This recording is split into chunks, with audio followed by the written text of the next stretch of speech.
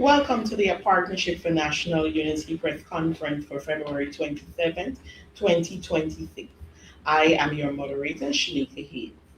Joining today's press conference is Mr. Sherod Duncan, Member of Parliament, and Mr. Saiku Andrews, Member of Parliament for the Partnership for National Unity. Today's press statement will be read in two parts, and we will begin with that reading from Member of Parliament Sherod Duncan. Thank you very much, Shanika. Fellow Guyanese, across our 10 administrative regions, during the budget debate and the examination of the 2026 national estimates, the Partnership for National Unity members of Parliament effectively dissected the budget and in the process revealed several glaring limitations. It has become unmistakably clear during the 2026 budget estimates review in the National Assembly that corruption under the People's Progressive Party, Civic, is not episodic, it is systematic, it is historic, it is present. If left unchecked, it will define future governance in our republic. The parliamentary review process has continued exposures of a troubling pattern of financial irregularities, missing reports, unexplained allocations, and deliberate opacity in the management of billions of dollars of public funds.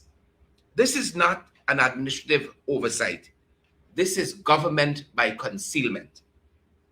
Let us begin with the Men on a Mission program, which is budgeted at $900 million in the current fiscal year. There are no reliable reports laid in Parliament for 2023, 2024, or 2025 outlining measurable outcomes or expenditure breakdowns. The explanation offered was that the absence of reports was an unfortunate error, quote unquote. In any accountable system of public financial management, 3 consecutive years of missing report would constitute a governance crisis. Under this administration, it is dismissed as routine. Transparency and performance monitoring are not optional in a $900 million program. The absence of documentation in the face of persistent allegation of corruption only heightens suspicion. And equally troubling is the Office of the Commissioner of Information. The Commissioner receives a $35 million compensation package annually, and yet for over a decade, no required reports have been laid in the National Assembly as well. 10 years of non-compliance is untenable. This is not a clerical lapse. It is a structural breakdown in statutory accountability. The very office that is tasked with facilitating access to information, they operate without transparency. And at the same time, members of the public, the government owes approximately $100 million to Stabroek News. The Prime Minister could not identify a specific budget line item to settle this debt and merely indicated that it would be paid within the fiscal year without a specific timeline. The state pays $35 million annually for a commissioner of information who does not report, yet fails to promptly settle its legitimate obligations to independent media. This is not merely financial mismanagement, members of the public. It is information control. This is not merely financial mismanagement, I repeat. It is information control. It weakens the media's independence and undermines democratic oversight. Additionally, the state-owned media entities, including the National Communications Network, NCN, which are funded by taxpayers, provide extensive coverage to the government while denying equitable access to the parliamentary opposition. Corruption is not confined to financial theft alone. It extends to the manipulation and monopolization of information, as we've seen repeatedly in our country. A democracy cannot function where government controls both the purse and the narrative.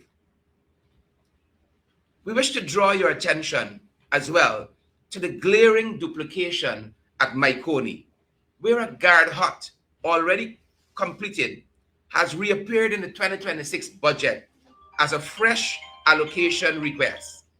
This is either gross incompetence or deliberate padding of the estimates. When completed infrastructure surfaces as a new budget item, it speaks to systematic breakdown in the project tracking and expenditure verification. Further, the Ministry of Agriculture has admitted that although $650 million has been allocated to the Mahika-Myconi Abari Agricultural Development Authority, only $1.7 million is earmarked to service a $7.9 million debt owed in rates and taxes to the Union Nasty NDC. This represents fiscal strangulation. We see the same thing in Georgetown, for instance. Fiscal strangulation of the local government organs by central authority. When the central government underfunds its statutory obligations to local democratic bodies, it undermines decentralized governance. Also, the situation at the Guyana Sugar Corporation, Guyana, remains emblematic of subsidized inefficiency. Guyana owes $2 billion to the National Insurance Scheme, and yet receives $8.4 billion in subsidy just this year. The Minister of Agriculture has conceded that the corporation continues to depend on state transfer and offers hope, he said, and optimism within a 5-year plan for justification. Corruption, as we have said, is not only theft, it is the repeated funding of failure without structural reform. Again, without structural reform, leaving workers long-term benefits like the NIS exposed. Likewise, the Ministry of Amerindian Affairs has allocated $500 million to commence construction on a 2-story hostel without detailed drawings and finalized plans, relying instead on preliminary sketches. This approach risks cost overruns, of which we have seen too much of over the last 5 years. It also risks stall execution and future supplemental requests. Infrastructure without finalized technical documentation reflects a disregard for procurement discipline. And finally, for my part, in the Gas to Shore project, the Prime Minister has admitted that initial soil testing for phase 1 was inconclusive and that additional testing will be required. Due diligence on this project is not secondary. It is not a secondary step in such a mega super infrastructure project. It is foundational. And with a national budget now approximately 5 times that of 2019, Guyanese expect rigorous execution, not patchwork connections after billions have been committed. I thank you. Thank you. MP Saiku Andrews. Good morning. The Public Works Ministry allocated $0 to subsidize the Borbis River Bridge, despite the bridge being made toll-free in 2025 of August. Simultaneously, the government announced its intention to purchase the bridge from private operators, even though ownership is scheduled to transfer to the state at $0 in 2027. The rationale for accelerating purchase by 1 year remains unconvincing. The optics of directing public funds to private stakeholders ahead of an already agreed transfer raises legitimate concerns about beneficiaries and fiscal prudence. The same ministry allocated $1.5 billion to subsidize the Transport and Harbor Department, yet no specific allocation was identified for fuel and lubricants, despite the MV Hercules consuming over $73 million in fuel during the 2025 fiscal year. When pressed on operational contract costs for the vessel, the minister avoided direct answers, citing only an early operational estimate of approximately $400,000 per day, which annualizes to roughly $146 million. He simultaneously confirmed that a separate contract exists. The absence of clear contractual disclosure in the context of substantial public expenditure is unacceptable. In another major project, 19.6 billion Guyana dollars is stated as a project cost. 15.8 billion is awarded as a contract sum to Caribbean green builders. Yet 16.6 billion has already been dispersed. The ministry failed to clearly distinguish between the overall project cost and the contract value. When billions are allocated, contracted, and disbursed without clarity, the public is entitled to suspect fiscal indiscipline or worse. Regarding the proposed Corentyne River Bridge, linking Guyana to Suriname, the Minister of Public Works failed to articulate Guyana's stake or outline dispute resolution mechanisms, stating only that no issues has arisen during discussions.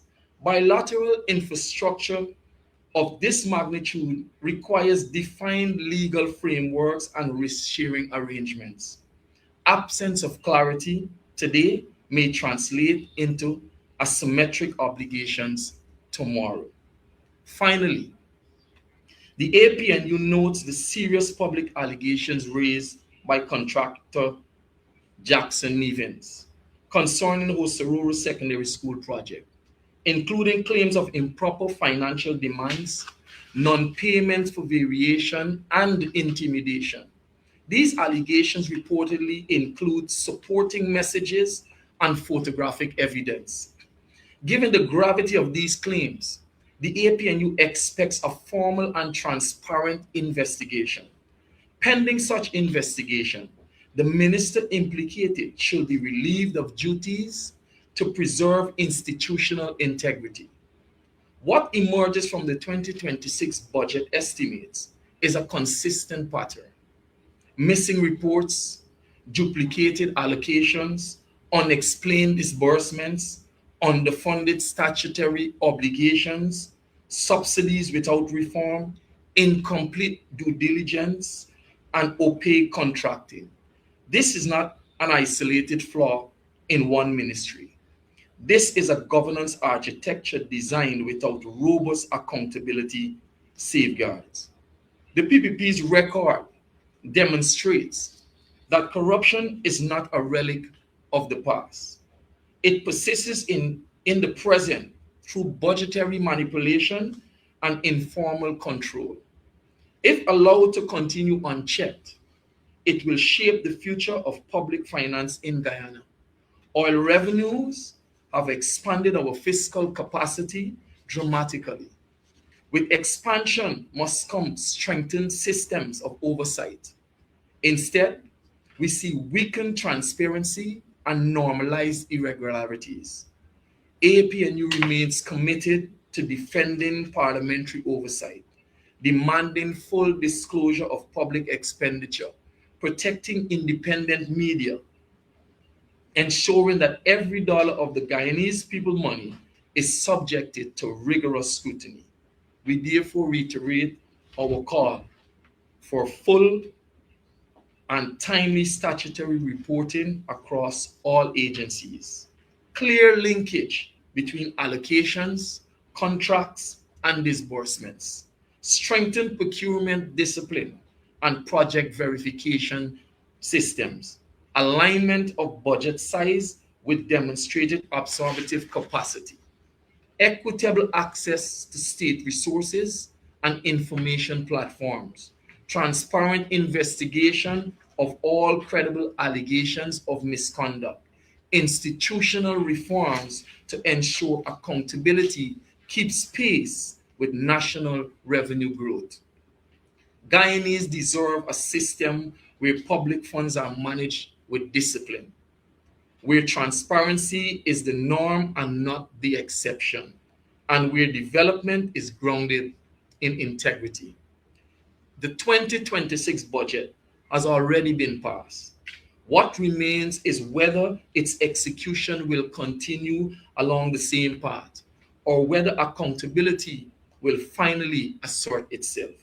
Guyanese deserve development built on integrity, not expediency, on due diligence, not only optimism, on accountability, not concealment. Thank you. Thank you, MP. At this time, the floor is open for questions on the first statement. So you can do so, of course, by the raise of hand and stating your media house. I see the hand of Mr. Adam Harris.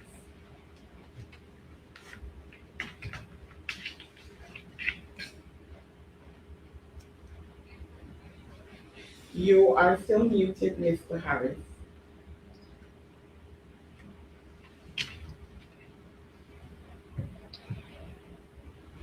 Yeah, sorry about that.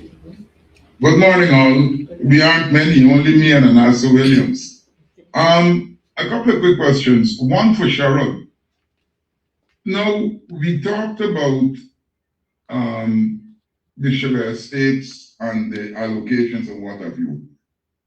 In 2020, the government said it was coming to reopen those sugar estates that were closed.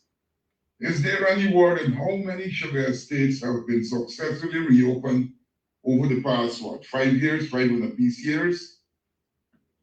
Thank you very much, Mr. Harris. There is no official word, I think, save one sugar estate that was open. But whether it was one or three, I think our subject MP, the Sherod Dissect of Intra Jordan, outlined clearly during the budget debates and scrutiny that the production has been consistently low, even when the government has revised its production target down 2 or 3 times in any given year. The production fails to rise to the occasion, and Gaisuko continues to underperform based on the amount of financial injection that the government has been given Gaisuko over the years. And one understands why it is doing this, but I think hard choices will have to be made sooner or later. One has seen the government has come to where APNU was on this issue, saying that they have to diversify and go into planting soya and other different crops on what was traditionally sugarcane lands. And so without saying right-sizing the sugar issue, they're slowly coming to where we have always been on the reality of where sugar is. But I think it's because they have recognized too that sugar has consistently been underperforming. But I have no doubt that our colleague Vince Wright Jordan is going to, in the coming days and weeks, be speaking more on this subject matter. So another question, please.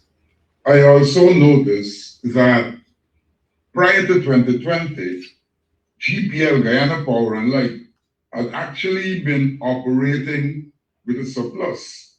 Now, this budget, I think GPL, I forget how much $1 billion the government is putting into GPL.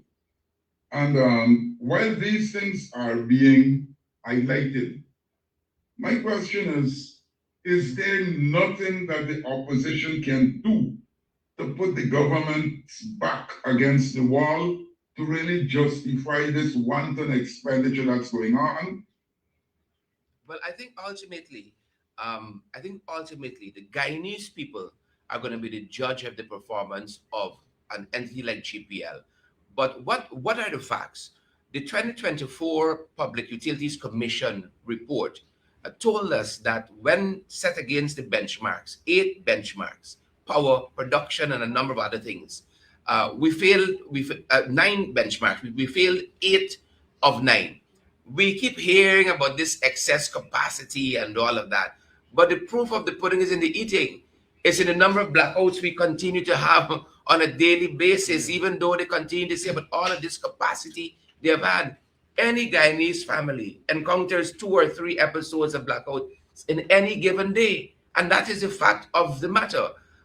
We quizzed the subject minister, the that Indar, for instance, on LETEM. They said when Como Falls came online on the grid, when Mokomoka came on the grid and the solar energy mix came on the grid, they would have had a reduction in the cost that the folks in Region 9 pay for electricity. And to date, with all 3 online, still the folks in LETEM are still paying the same cost. Now, the minister would only respond to say that whenever the head of state makes a decision about the reduction in cost, it will be communicated. The promise has not been fulfilled. And so it behoves any Guyanese to sit down and think and hope that when the Gas to Shore project comes online, we're going to have a 50% reduction. What we're seeing with our naked eyes, they've gone back on their word. And so we're not hopeful. They keep saying again quite recently that they have all this excess capacity, but we maintain the number of blackouts Guyanese face on a daily basis. This is households and businesses. It's very, very telling.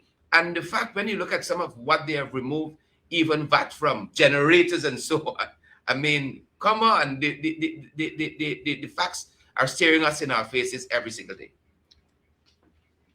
Adam, I want to add to what MP Duncan is saying. GPL, at the end of the day, the Guyanese people definitely will have to hold GPL accountable. One of the first things we have to be able to bring to the fore is the fact that during the APNU time, Minister Patterson purchased brand new generators. GPL has been behind on anticipating the needs, the generation needs, and being proactive on expanding that capacity. And so rather than follow what Minister Patterson was doing at the time, GPL sat, the ministers, they sat on, and they did not do what they had to do. And it only resulted in us getting a whole lot of more blackouts. What they ended up doing too was instead of paying $1 million for brand new 1 megawatt of brand new generating capacity, we paid $1 million for used equipment to generate 1 megawatt of electricity. And this is where the money goes down the flow. It goes down the drain. The other issue we have with GPL is these projections as to where our peak demand is going to be. Recently, we heard that peak demand is going to go to 1650 megawatts. And if you think about it, at GPL's current capacity of 286 and the Gas to Shore project coming on at 300, even if you add a second Gas to Shore project in Borbis at another 300, and you add the Amelia Falls at 186, you're still looking at a shortfall from that 1650 finding itself in 2030. So these projections, you have to be able to question these projections. So GPL is in a bad place. The ministry that is handling this agency needs to be honest with the Guyanese people. How could you, let us think about it. The magnitude of the explosion of from 300 megawatts in 2026 to 1650 by 2030, you're talking about almost 5.5 times the generating capacity. Trinidad and Tobago at its peak, its highest, was 2.4 between a 20-year period. So, and Trinidad is more highly industrialized than Guyana, heavily industrialized. Trinidad and Tobago has more people than Guyana. So if we're thinking about consumer demand, Trinidad is an example. So the question is, where are we getting these estimates from? Yeah. We have to question these estimates. Is it a case where we're throwing out these estimates to justify overpriced infrastructure projects when it comes to power generation? Yeah. And I think that MP Andrews is totally accurate in terms of the projection.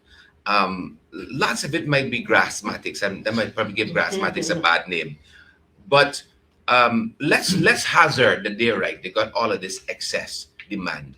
Then they got some other problems, which might be sequencing problems, because there are so many communities that are still without power. If we have all of this excess demand, then that demand has to get to homes. That is where it matters. And whether it is LP Enterprise on the East Coast that doesn't have power, you got any given housing scheme that is new. Yeah. You have housing schemes that is new, might have power, and you have old ones on the books that are still languishing without power, whether it's here in Region 4 or it's in the hinterland. Too many housing projects operate without power. And while we're talking about power, the things that go with servicing any particular housing scheme, they're without power, they're without water, they're without proper roads and proper drainage. And that's a shame if you're claiming that all of this excess capacity is in the system, but then we're just wasting time because it is not getting to where it is most needed. And that's tragic. Thank you. All right, I might as well continue. You can Mr. Andrews, the accelerated acquisition of the Borbis Bridge. Why do you think that is being pursued? I know you said, well, they want to put money in the hands of the friends, family, favorite, what have you. But NIS was one of the biggest investors. With the accelerated acquisition, is NIS going to get back its money and so be in a better position to help its pensioners? Well, I'm not sure that even if NIS gets back what is due to it from the Borbis Bridge investment, whatever remains, that it would be able to be solvent enough to honor its obligation to its contributors in terms of pension. But what I do know, and the NIS is a whole different we can go wrong because the government owes NIS $2 billion. We can also look at that. But the accelerated acquisition of the Borbis Bridge, it can be. It really makes no sense at this point. But if you do pursue it, then it cannot be that we pay for the Borbis Bridge by anticipating that, okay, we're going to add a 10% on traffic, on bridge traffic, and then we're going to calculate that and subsidize that over the next 2 years. So we compound the 10% for 2 years. We cannot take that approach. So we could probably take an approach of a discount cash analysis approach in buying the Borbis Bridge, where we consider basically the net cash value, and you consider what is required of the net cash value over 2 years, taking you to 2027. And you also have to be able to factor in the maintenance schedule that the Borbis Bridge Company is obligated to adhere to. Now, if that maintenance schedule is not honored, then we have to factor in what it would cost to honor that maintenance schedule, because it makes no sense we purchase a bridge in 2026, which is supposed to come to us free in 2027, and we're saddled with all the maintenance costs that the bridge company is contractually obligated to honor.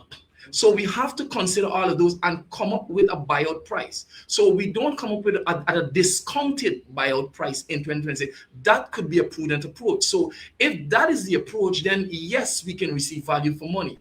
But the funny thing about it is that when the minister was asked the question in Parliament as we interrogated the estimates, he said to us, one thing he can assure us, he could not say to us what is the ballpark figure that he was looking at to purchase this bridge. All he can say to us is that what he can guarantee it would be less than the subsidies. That is not a sufficient answer for the Guyanese people who have spent almost 20 years being saddled with the high cost of crossing that bridge. That to come to this point when they're supposed to get this bridge for free, at zero cost, and you're going to say to them, you're going to purchase it 1 year in advance, but it will be cheaper than if you were to subsidize the toll. That is not a sufficient answer. Yeah, and again, I think what MP Andrews says really underscores everything we've said this morning. If so little information you're operating under, there's such a prophecy of reports in the National Assembly that you really can't make sound decisions based on what they are telling you are the numbers. And it seems as though the Borbis Bridge has benefited very nicely from the largesse of the NIS scheme, which we should say was conceptualized under the PNCR government. But when you look at the infrastructure of NIS itself, as an organization, as an entity, it leaves much to be desired. Just take any trip down to the main office in Brickdam, and the kinds of investment that has been made in an entity like the Borbis Bridge really has not, as Saiku said, accrue to the shareholders of NIS, which is us, the people who paying the money to NIS every single month. Had we been so fortunate, government is still pumping money into NIS, still making a lot of grand promises to citizens of this country in terms of where NIS is going to be in any given year. And we always seem to fall short, especially in this period, and Saiku as an economist could tell you this, where there's a tremendously high cost of living and food inflation is through the roof. Who needs it most than those people who have contributed to NIS over the years and should be getting the return now on that dollar? We don't see a connection with that and this wholesale of the buying of the Borbis Bridge. And I dare say, to spring this in the National Assembly at the last moment, the way the government did, to avoid the kind of intense scrutiny that would have accrued to the subject matter, had, for instance, the finance minister said that in his budget presentation, and then we had 2 weeks to look at this issue. But on the very end of the scrutiny process, to have foist this on the nation is very telling, very telling. Thank you. The floor is open as well for any other questions outside of the first statement. All right. Now, I'm not at home, but I was able to follow the budget debate. And I noticed a disconnect in the opposition benches. There wasn't a concerted effort to pressure the government. So the government got away with a lot of things. Is there likely to be an effort for us to have a concerted opposition, or is Win going to go out there believing it can do it alone, and what comes to do? Thank you, Adam, for that question. Now, when I was reading law, you had a concept, I hope I'm correct, called mens rea. What's in somebody's mental capacity? What is in somebody's mind? And we always say we can't know what is in somebody's mind. We can read their actions and you make assumptions. In the very same way, we can know in the mind of Win. We can take responsibility for what is in our purview of control. And I think that all of our members of parliament, all 12, represented very, very well within the time frame we have had to make our contributions to budget 2026. And I have no doubt as a political party, as a coalition, as APNU and as PNCR, we will continue to make overtures for a unified front when dealing with budget or any number of issues in the National Assembly. I have no doubt that will continue. Whether those overtures will be welcomed by Win, I think when Win has their press conference, maybe that's a good question to put to them.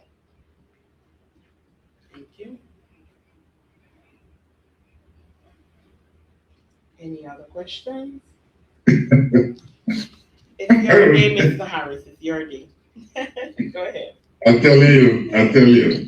I see Anasa has posted a question in the chat. Perhaps we can take it. Okay, let me just check on that 1 second. Okay, so we have a question from Ms. Williams, who I believe is Skytra News. Mr. Andrews, from an economic standpoint, where do you see Sugar by the end of this term in office if government continues down the path of pumping money with the corporation not meeting targets?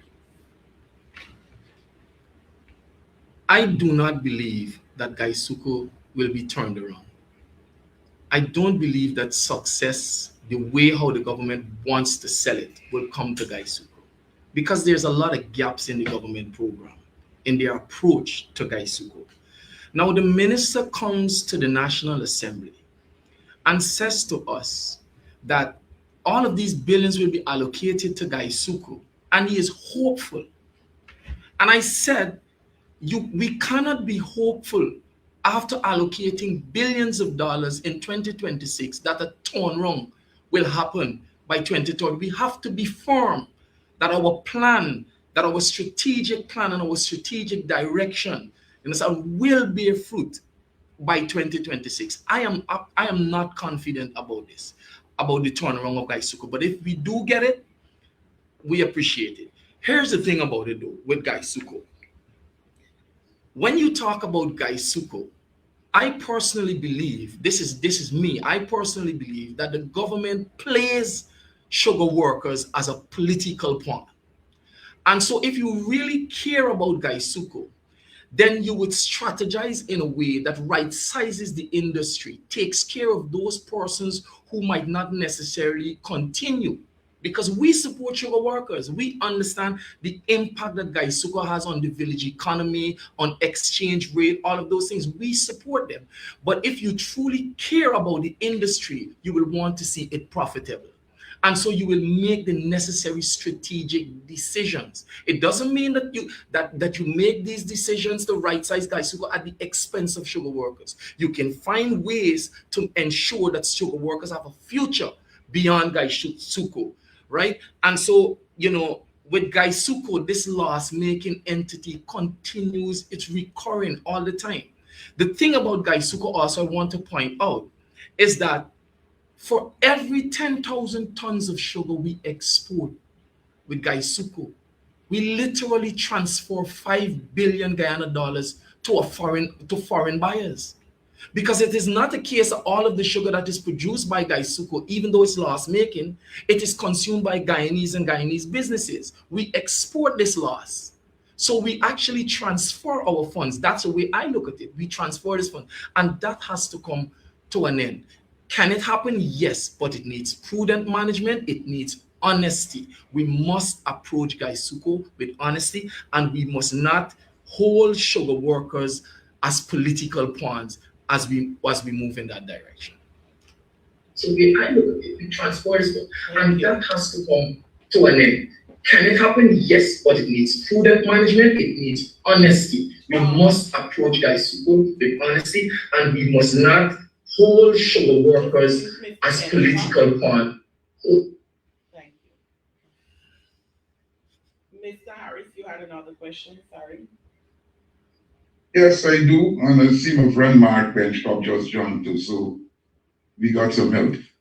Mr. Andrews, you spoke about a lot of money being disbursed to a contracting firm. I didn't get all the figures, and whether this money was in excess of what should have been transferred. Can you help me here, sir? We're speaking about the government buildings, green build. So that it was in your opening statement. Yes. So that contract, let me get the information so that I don't miss. Green builders. That contract is for the headquarters of headquarters, at Public Works. At Hague-Bosch. Public Works new headquarters at Hague-Bosch. Yeah, that contract is for 19 point something billion dollars. The entire project is 19 plus billion dollars. A contract was signed with Caribbean Green Builders for 15.8, but so far we've dispersed about 16 billion dollars. But there was so the minister was questioned on this.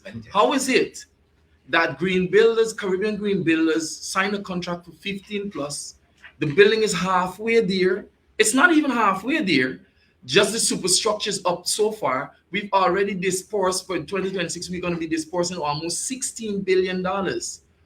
There's no clarity as to how this fund is allocated. Where does the rest of the money go? You cannot just say, oh, it goes to consultants and other jobs. Where specifically does it go to? Who are the contractors? Who it is going to, so that we can question this. Again, the theme of this press statement continues to ring, that it is a lack of transparency that comes from the PPP government when it comes to spending Guyanese money, a lack of accountability. Thank you. The floor is still open for questions as well off of the press statement. All right. All right, yeah, there we go. Now, there is another issue that bothers me. And this issue has to do with, the party has its fan out and all of this, and you're taking the messages out there, and we're talking about high cost of living. But there seems to be a limited reaction from the people on the ground. Is the party getting that same vibe when it goes out there to interact with the people? Adam, I don't know, limited reaction, what does that mean? But I think Guyanese people continue to feel the harshness of the high cost of living in this country on a daily basis. And that is why, for instance, you had all of the furore about Christmas cash grant, and that has not been forthcoming. And Guyanese are asking every single day, now that we have agreed that the cash grant money is in the 2026 budget, when is that forthcoming? People consistently ask that. So I don't think we aren't getting the reaction that we want. People are very concerned in the marketplace out there, how things are going up every single day in this country.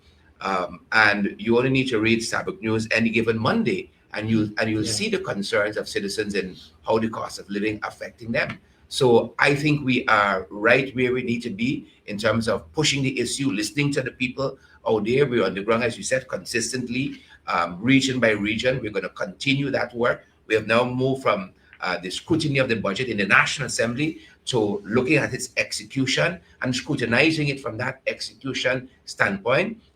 We want everything that we have agreed on that is for the people to come to the people in this budget. And the faster the government does it, the better. Now, they're already giving out the contracts and so on to, of course, friends, family, and favorite. But we want what is for the people to get to them. And they need to set a date, first and foremost, when Guyanese are going to get that cash grant and all of the other things that are in the budget for the Guyanese people.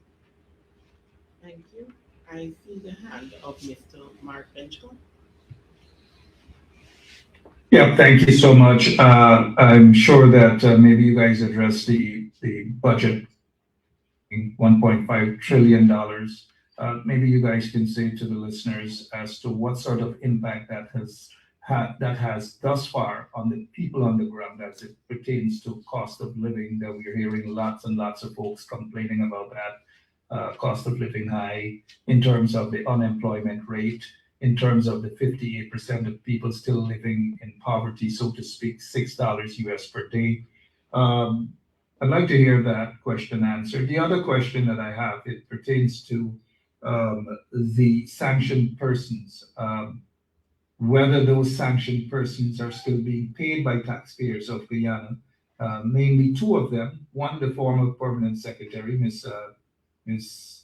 Toussaint, and the other being a senior police officer of the Guyana Police Force. Are those two persons still being paid by taxpayers of Guyana? The third question has to do with whether there has been an update on a senior police officer by the name of Caesar, who has been sanctioned with his allegation of visa revocation. And my final question for now would be the word out based on a photograph circulated on Burke's page that the parole board of the Guyana Prison Service is of all one ethnic group. And whether that is accurate, I have no reason to doubt that at this point in time, whether that is fairness towards the prisoners who are going in front of those individuals and hoping to be granted some sort of leniency and early parole. Thank you all so much. Thank you for the questions. We don't have sufficient information on the last thing you asked, the parole board, to make a judgment on it yet, but it is receiving our active attention. We have raised the questions likewise on senior policeman Hemnod Shaw and also May Toussaint Thomas, who was a former permanent secretary, and the reluctance of the government to say whether or not they are still on the taxpayers' dollars, whether they're still receiving a salary. The reluctant to answer that question in the negative says to us that they are. The other issue concerning Mr. Caesar, that is a matter that there are questions before the National Assembly as we speak to the minister on that subject matter, asking for all of the circumstances surrounding the alleged visa revocation. That we are looking forward to getting some information from the minister on the floor of the National Assembly on, and quizzing her on some other issues, some allied issues as well, as it concerns that. And I want to leave the budget and the cost of living issue for Saiku. MP Andrews. Yes, on the budget list, I said in my presentation that this budget is a budget of sand, stone, and cement. Over 50% of it goes to infrastructure. And so the president dismisses the notion that people say you can't eat road. And he has this whole argument about it. But they were at one time saying to the APNU that people cannot eat road. Now I say to the government, people cannot eat roads. People need jobs. There's no supply of up-to-date data with regards to unemployment, youth unemployment. There's no data, but the people continue to feel the squeeze. As MP Duncan said, when you hear a people are up in arms about $100,000 cash grant around Christmas time, you know that things are bad. You don't have to even have data to prove that. The proof is in the pudding, in what the people are saying. You look at the Stabroek News article on the cost of living.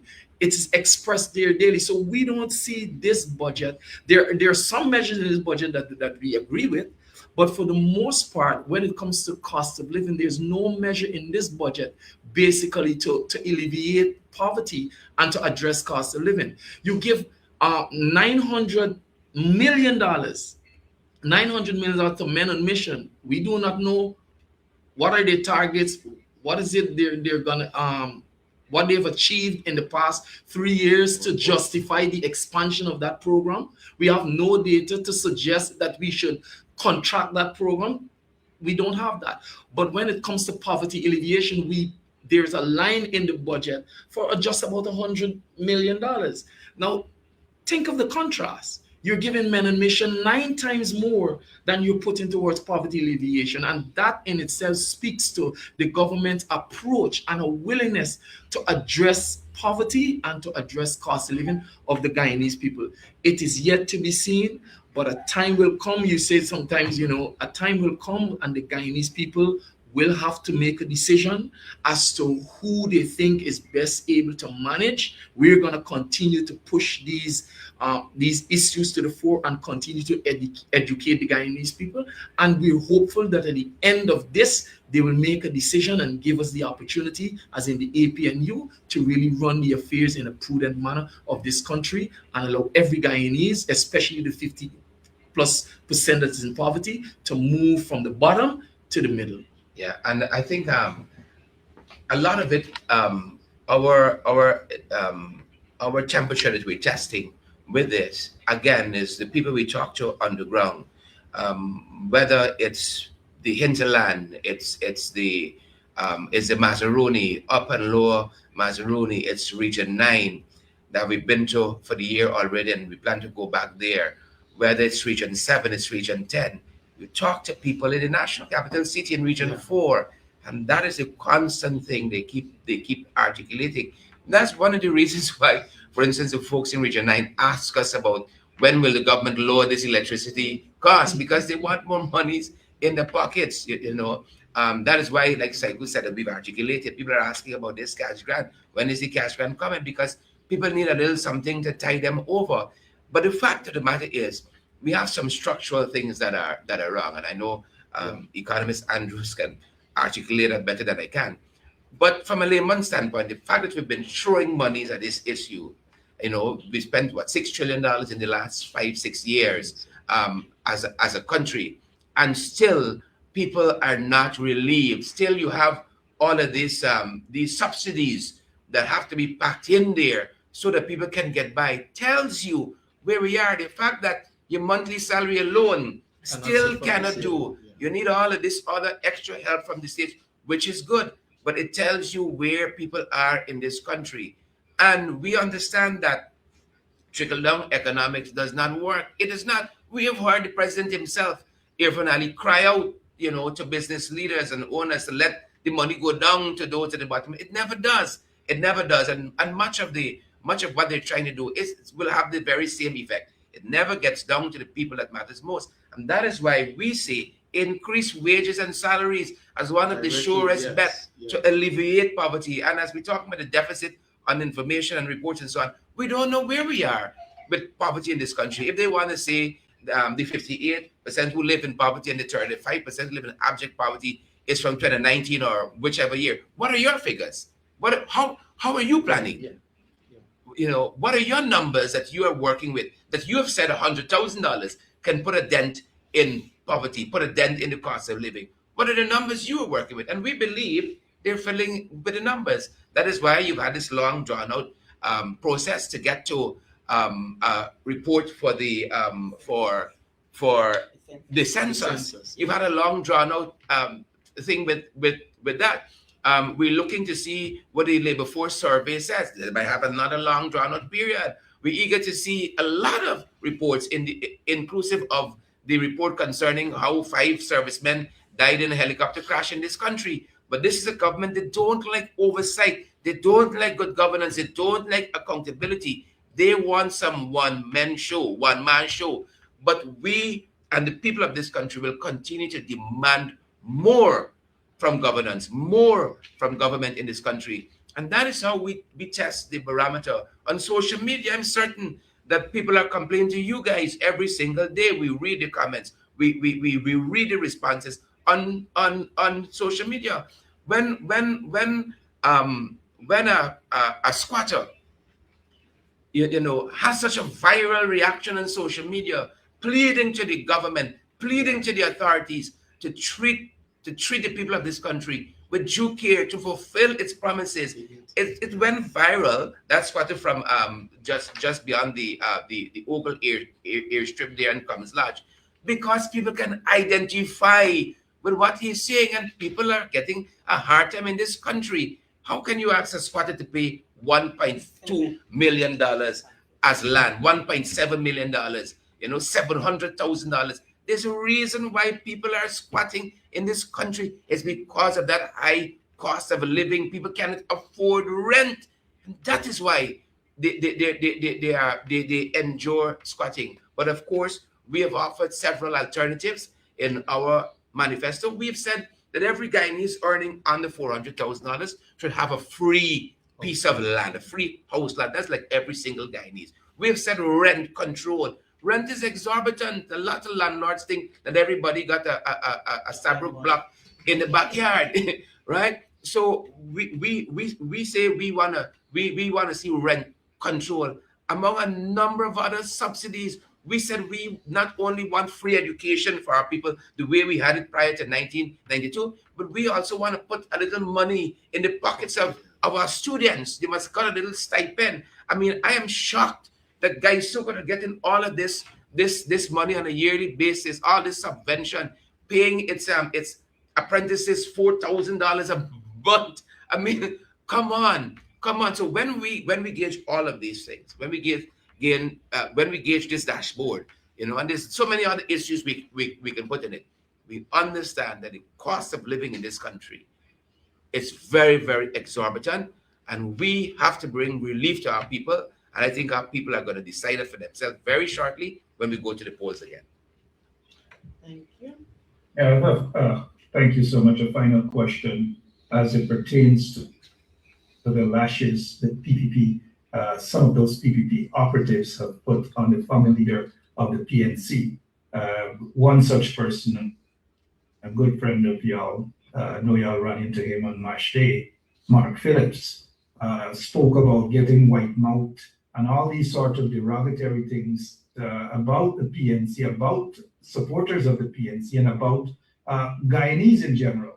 Now, my question is not whether you have witnessed Mr. Phillips' evidence of him having white mouth. I wouldn't ask that question, neither would I be derogatory. I'm just asking specifically the question about his disrespect to PNC and PNC supporters, and by extension, Guyanese.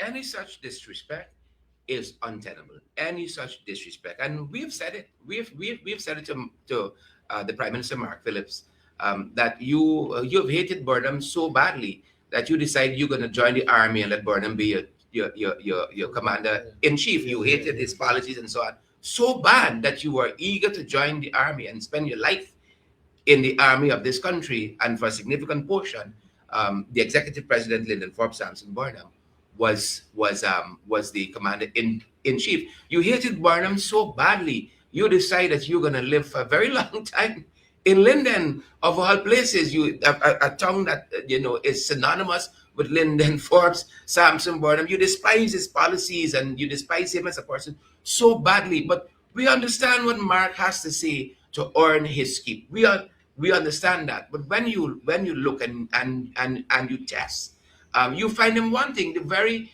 last time we run into Prime Minister Phillips, as you alluded to, was Mashimani. Mashimani as a national celebration was founded, was started, was birthed under the People's National Congress reform. You hate it so badly. And here you are being part of that celebration. And so it's always with the PPP that they talk one thing, but the actions are vastly different.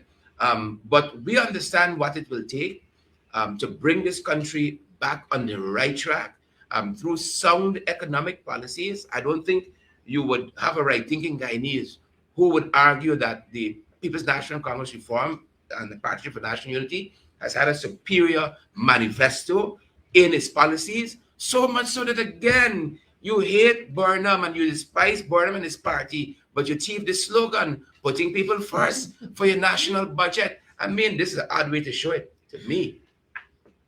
In my opinion, you see, when the PPP and specifically PM Phillips cannot match the record of Forbes Burnham, they resort to these derogatory statements about white mouth and all of these things. You cannot dismiss the accomplishments of Lyndon Forbes Sampson Burnham. Transformative infrastructure projects. We're talking about education, free university education from nursery to tertiary. We're talking about linking regions. We're talking about food security. We're talking about a man who was respected in his time and in his generation by world leaders. We're talking about people who defend Caribbean leaders against international, leaders. And so you cannot question the legacy of Lyndon Forbes Sampson Burnham. You cannot question his accomplishments. And so Mark Phillips joins the bandwagon and becomes derogatory. But it's not that he has done it in private. That is what is distasteful. He didn't do it in private. He stood in the National Assembly and did this. And I think that he should be able, we should demand an apology from Mark Phillips on this, because I think it is very disrespectful and it was uncalled for. Thank you. I'll take a final question before we close off today's press conference. All right. Mark, me or you? No, I'll take it since I'm the elder one.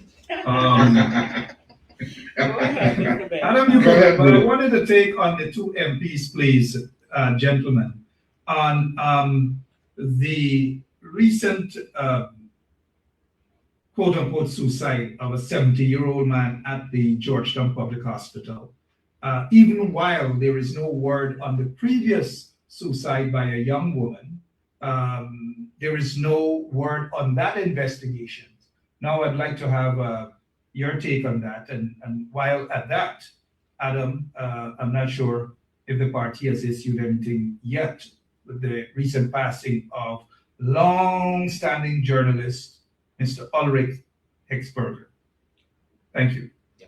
We'd love if our colleague Shanika Haynes can take this question as it's an issue that she has been studying and is doing some work on. Thank you. Okay, the issue of the recent suicide is something that is extremely troubling. You know, every time we talk about the government and them taking accountability and doing the things that they should, we end up in these kind of situations because they don't.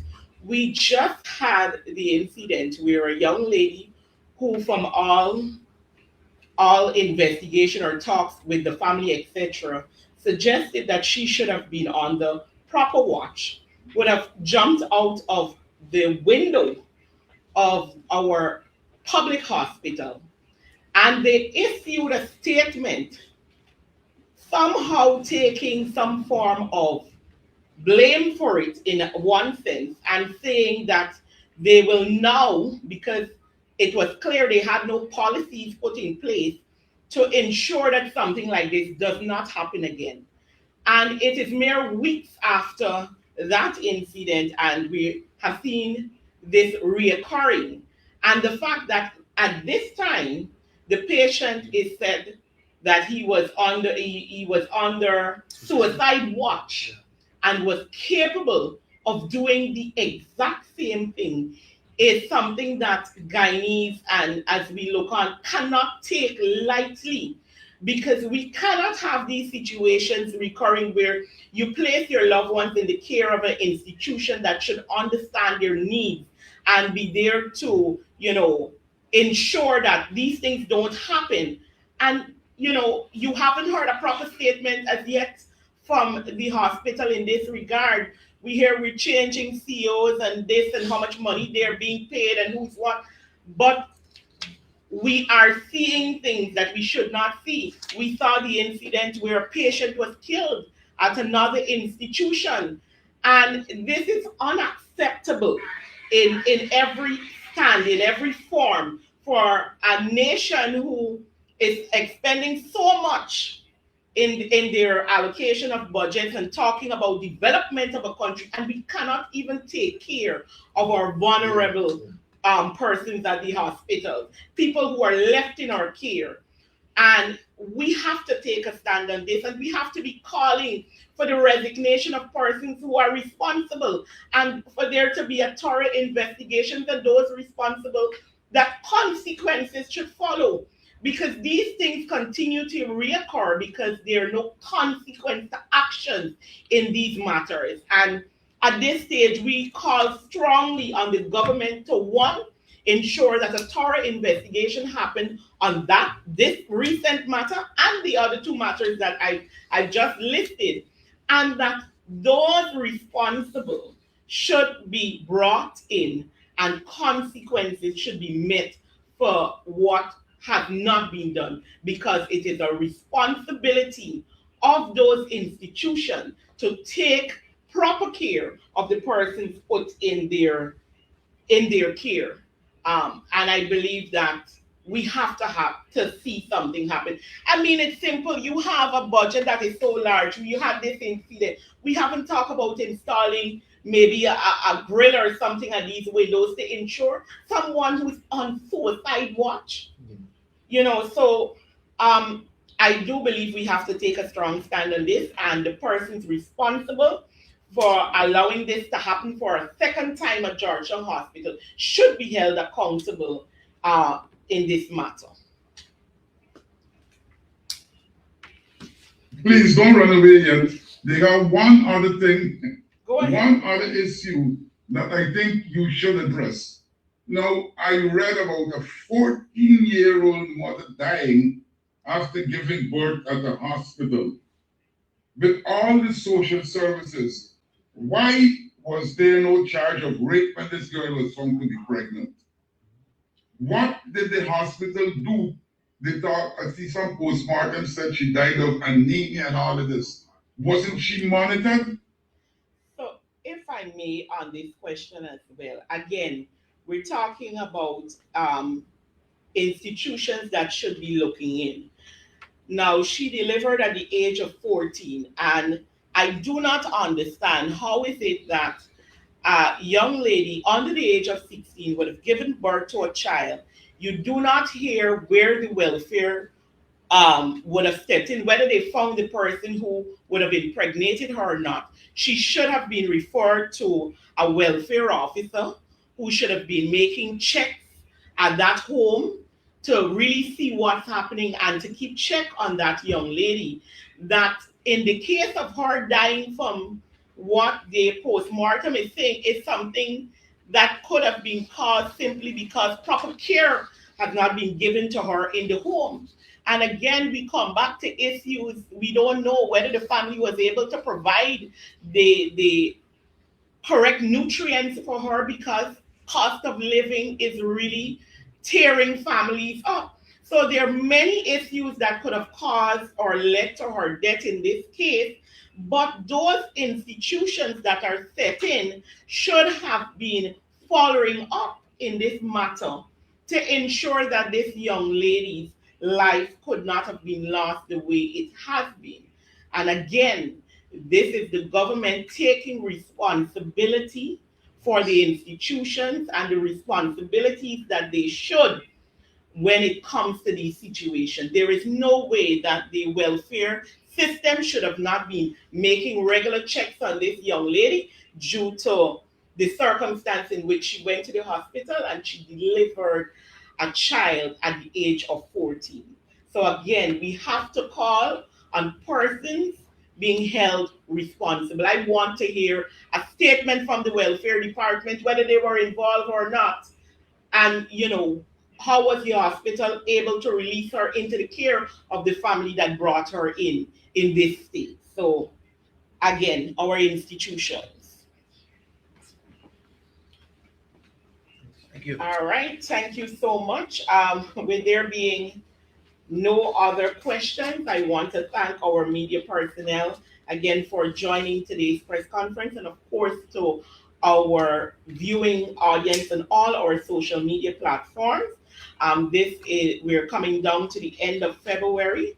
I do hope you have a wonderful weekend, and I hope to see you healthy and well in the new month of March.